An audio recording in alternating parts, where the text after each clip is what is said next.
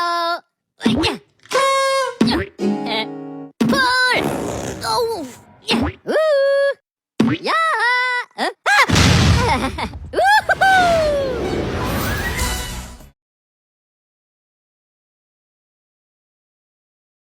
Penutupan Konstantinopel ini dilakukan oleh Sultan Mahmud Al-Fatih dari Kesultanan Turki Utsmani pada tahun 1453. Konstantinopel merupakan salah satu titik penting untuk menyambungkan jalur perdagangan darat dari benua Eropa dan Asia. Dari tertutupnya Konstantinopel ini menyebabkan harga barang-barang dari timur, terutama rempah-rempah, menjadi langka dan mahal, sehingga Eropa mengalami kesulitan untuk mendapatkan barang-barang pedagang Asia. Di akhir abad ke-15, pelayar Portugis yaitu Diego Lopes de Sequeira menemukan Malaka. Malaka merupakan kepulauan kaya akan rempah-rempah. Ia disambut baik oleh Sultan Mahmud Syah. Kemudian ia menjalin persahabatan dengan penguasa setempat. Namun, Sultan Mahmud Syah menyerang 4 kapal Portugis karena mendapat pengaruh dari pedagang Muslim bahwa orang Portugis sangat berbahaya. Namun, Portugis berhasil lolos ke India. Kemudian, pada April 1511, Albuquerque menyerang Malaka membawa 1.200 pasukan dan 18 kapal pada bulan Juli sampai Agustus. Malaka berhasil ditaklukkan karena terdapat konflik internal Sultan Mahmud dan Sultan Ahmad. Saudagar dan penguasa lokal di Nusantara memainkan peran integral dalam sejarah wilayah ini. Saudagar berperan sebagai pelaku perdagangan, memfasilitasi pertukaran barang dan budaya. Penguasa lokal bertanggung jawab atas pemerintahan dan seringkali bekerja sama dengan saudagar untuk mengoptimalkan kekayaan dan keamanan wilayah.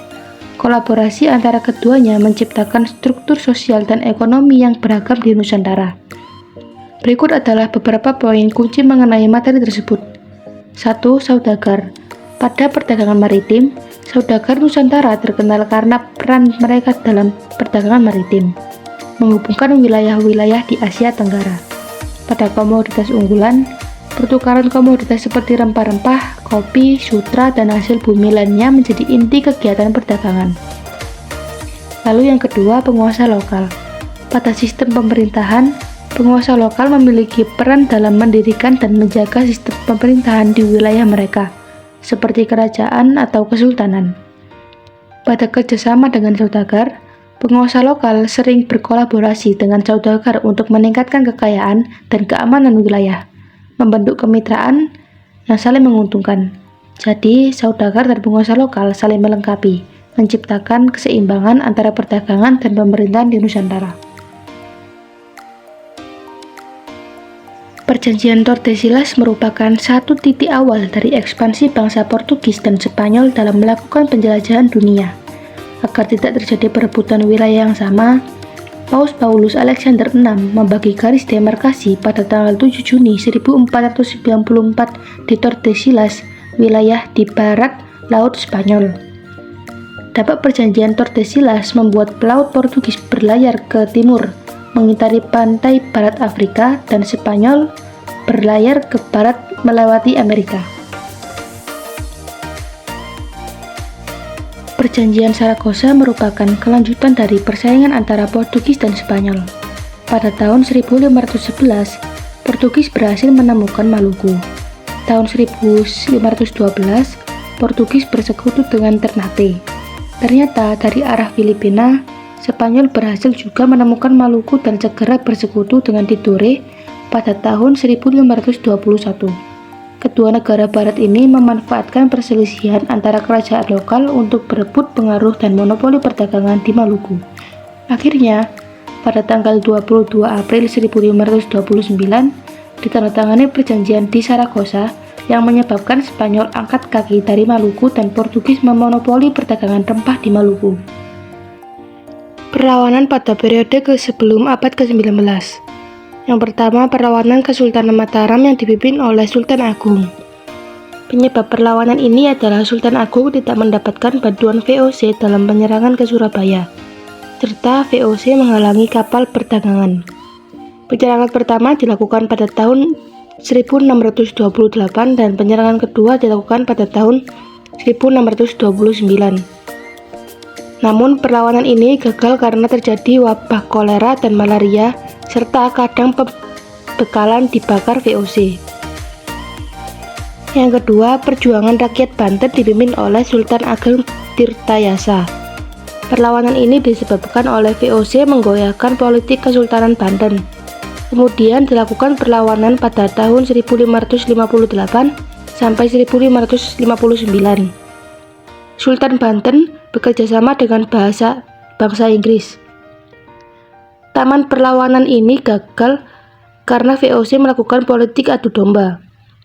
Yang ketiga, perjuangan Indonesia Timur dipimpin oleh Sultan Hasanuddin pada tahun 1660 sampai 1670. Penyebabnya adalah perampasan armada VOC di Maluku. Strategi yang dilakukan adalah Sultan Hasanuddin bersekutu dengan Kesultanan Gorontalo dan VOC bersekutu dengan Raja Bone. Namun perlawanan ini gagal karena Arung Palaka bersekutu dengan Kesultanan Goa. Perlawanan periode setelah abad ke-19. Yang pertama, perlawanan Patimura dipimpin oleh Thomas Matulesi dan Martha Christina Tiahahu. Perlawanan ini disebabkan oleh penentangan kebijakan Belanda pada tahun 1817. Namun, perlawanan ini gagal karena pemimpin berhasil ditangkap oleh Belanda. Yang kedua, perlawanan rakyat Sumatera yang dipimpin oleh Sultan Mahmud Badarudin pada tahun 1819 sampai 1821 yang disebabkan oleh ambisi Belanda dalam menguasai Palembang. Dan perlawanan ini gagal karena Sultan Mahmud ditangkap serta diasingkan ke Ternate. Yang ketiga, Perang Badri dipimpin oleh Tuanku Imam Bonjol pada tahun 1821 sampai 1838. Penyebabnya adalah Belanda melakukan politik divide et impera, dan penyebab kegagalannya adalah kurangnya senjata dan pasukan. Yang keempat, perlawanan rakyat Jawa dipimpin oleh Pangeran Diponegoro pada tahun 1928 sampai 1930 disebabkan oleh Belanda bertindak sewenang-wenang pada pribumi. Namun perlawanan gagal karena Belanda melakukan cara perundingan sehingga dapat menangkap Pangeran Diponegoro. Dan yang kelima, Perang Banjar dipimpin oleh Pangeran Antasari pada tahun 1859 sampai 1863.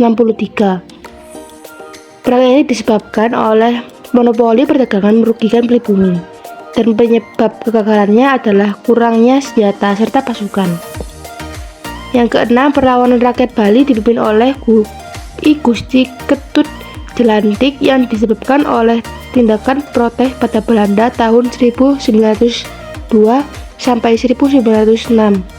Penyebab kegagalan perlawanan adalah kurangnya senjata. Dampak ekonomi memiliki dampak positif dan dampak negatif. Dampak positif yang pertama ialah perluasan komoditas ekspor yang ditanam di lahan milik rakyat seperti kopi, teh, kayu manis, dan lada. Yang kedua, Hindia Belanda menjadi produsen utama beberapa komoditas ekspor. Di antaranya adalah kopi, tebu, tembakau, dan lada. Yang ketiga, petani menguasai teknologi budidaya tanaman baru. Sedangkan dampak negatifnya ialah yang pertama, situasi tidak sehat dalam perdagangan akibat monopoli.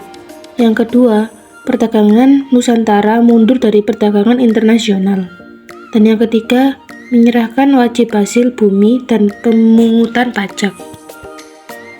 Urbanisasi dan pertumbuhan kota. Dampak positifnya ialah pertumbuhan ekonomi, yaitu urbanisasi mendukung pertumbuhan ekonomi melalui aktivitas bisnis, perdagangan, dan industri. Yang kedua, meningkatkan lapangan pekerjaan. Pertumbuhan kota menciptakan peluang kerja baru. Dan yang ketiga, meningkatkan akses dan layanan publik. Peningkatan akses dan kualitas layanan publik seperti pendidikan, kesehatan, dan infrastruktur. Sedangkan dampak negatifnya yaitu pertama, kesenjangan sosial. Urbanisasi cenderung menciptakan kesenjangan sosial antara penduduk kota dan pedesaan. Yang kedua, persaingan ketat. Pertumbuhan kota memicu persaingan sumber daya dan pekerjaan yang meningkat. Dan yang ketiga, kemacetan dan perusakan lingkungan. Pertumbuhan kota seringkali menyebabkan kemacetan lalu lintas dan perusakan lingkungan seperti degradasi lahan untuk dijadikan pemukiman baru. Dampak sosial budaya. Yang pertama, pelapisan sosial yang dapat memicu berbagai tindakan diskriminasi. Yang kedua, akulturasi budaya antara pribumi dan kolonial. Yang ketiga, interaksi antar negara yang dapat memenuhi pola sosial dan budaya masyarakat. Dan yang keempat, terbentuk kelompok masyarakat akibat interaksi antara budaya. Dampak kesehatan dan higienitas ada 3. Yang pertama, seluruh masyarakat mendapat pelayanan kesehatan. Yang kedua, pemerintah memfasilitasi pendidikan bagi para tenaga medis. Yang ketiga, pemerintah mendirikan Stovia atau Sekolah Dokter Jawa. Definisi mobilitas sosial yaitu perpindahan individu atau kelompok dalam posisi sosial baik naik atau vertikal atau berpindah antar kelompok secara horizontal. Dampak positifnya ialah pertama, meningkatkan pendapatan. Sebagai contoh, akses ke peluang ekonomi yang lebih baik. Yang kedua, kemajuan pendidikan. Akses lebih besar ke pendidikan tinggi. Yang ketiga, perluasan keterampilan. Pengembangan keterampilan baru dan pengetahuan. Sedangkan dampak negatifnya yaitu yang pertama, ketidakpastian sosial. Perubahan sosial menyebabkan ketidakpastian dan stres.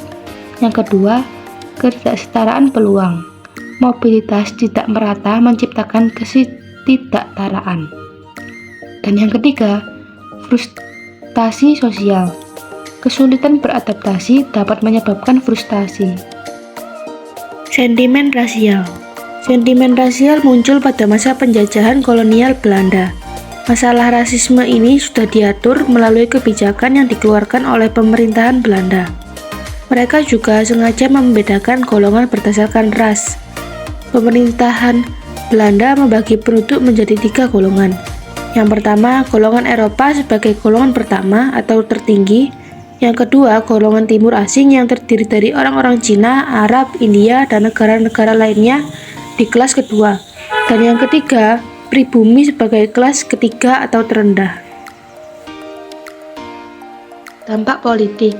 Yang pertama, Jawa Utrecht dikuasai penuh oleh gubernur jenderal yang diberikan oleh kerajaan Belanda. Yang kedua, terlahir golongan cendekiawan dari adanya politik etis atau politik balas budi. Dan yang ketiga, terbentuk massa pergerakan nasional untuk melawan penjajah. Yang terakhir, tidak bergantung pada senjata, melainkan melakukan metode perundingan.